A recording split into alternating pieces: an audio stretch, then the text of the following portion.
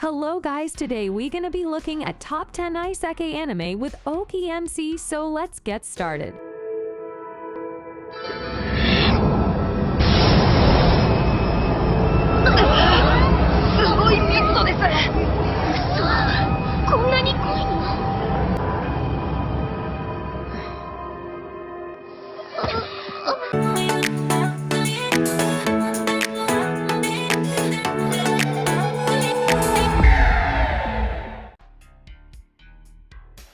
Number 10 is Sairi Gensui, introducing Ryo, a ruthless orphan who lives in the slums. At the age of 7, he discovers that he is actually the reincarnation of the tragic Japanese university student Haruto Amakawa. Ryo discovers he has extremely powerful magical abilities while still reeling from this shocking realization, and he uses these new abilities to solve the kidnapping case of a young girl. His good deed is recognized, and he is rewarded by admission to a prestigious academy for children of noble families.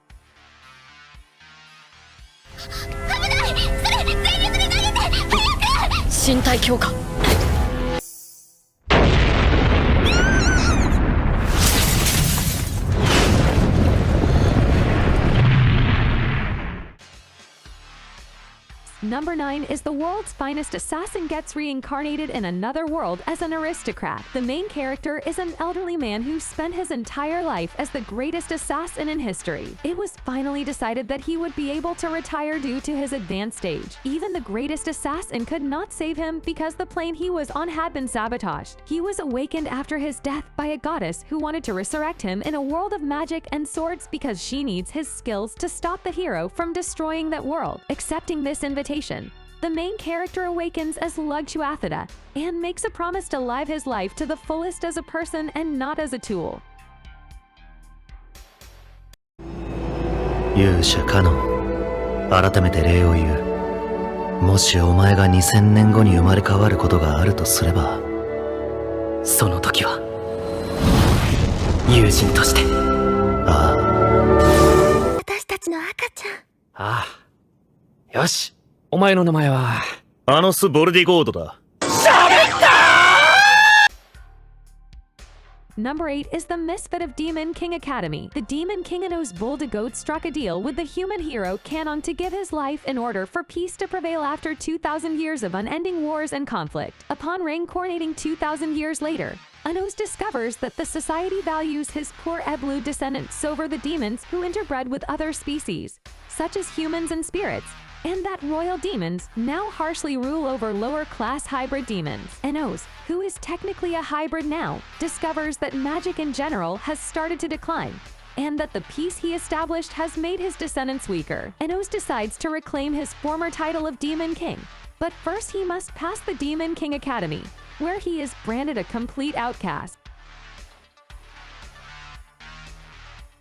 Number 7 is Problem Children Are Coming from Another World. Aren't they? 3 kids, Sakamaki Aizayo, Kyudo Asuka, and Kasuke Byo, have unmatched psychic abilities but lead ordinary lives. One day, they get an envelope that takes them to Little Garden, a location where they can use their gifts or supernatural abilities in order to gain wealth and prestige for their communities.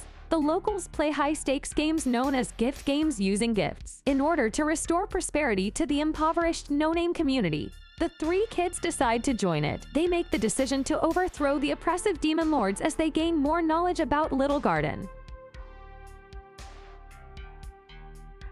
Number 6 is Cautious Hero.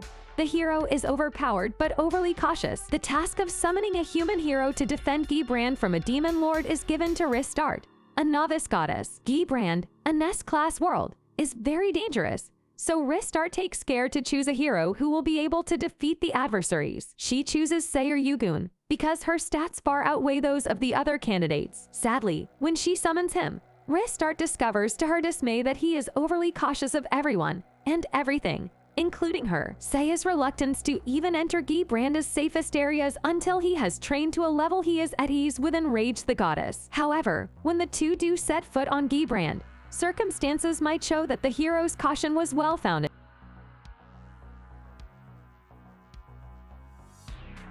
Number 5 is Tsukamichi Moonlit Fantasy. Makoto Misumi is a regular high school student who is then unexpectedly called to the other world to take on the role of a hero. However, the goddess of the other world ridicules him for being unique and takes away his title as hero before hurling him into the wilderness at the edge of the planet. Makoto comes across dragons, spiders, orcs, dwarves, and a variety of other non-human tribes as he wanders the wilderness. Makoto can use improbable magical abilities and combat skills because he is from another world. But how will he manage his interactions with different species and endure in his new surroundings? In this fantasy, Makoto works to make the other world a better place despite the fact that both humans and gods have abandoned him.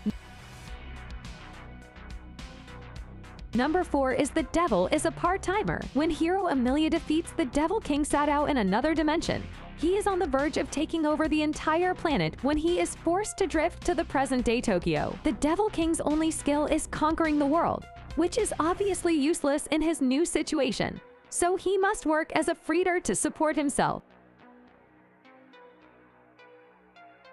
Number 3 is Log Horizon. The massively multiplayer online role-playing game Elder Tale has amassed a user base of millions of players by the time of its 11th expansion pack and has achieved international success. 30,000 Japanese players who are logged on at the time of the update, however, find themselves suddenly transported into the virtual game world and donning their in-game avatars as the game's 12th expansion pack, Home Stating the Newsfer, is released. A socially awkward gamer named Chiro and his friends Naetsug and Akatsuki decide to band together in the midst of the incident so they can face this world, which has regrettably become their reality, as well as the difficulties and challenges that lie ahead of them.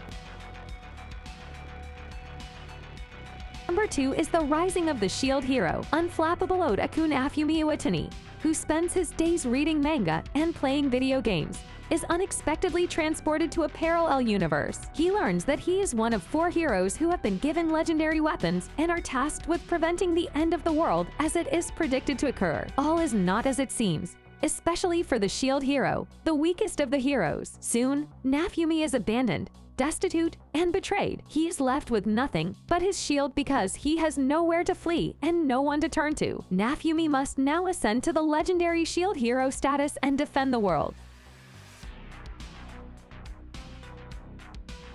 And number 1 is That Time I Got Reincarnated as a Slime. Satoru Mikami's life was fairly routine.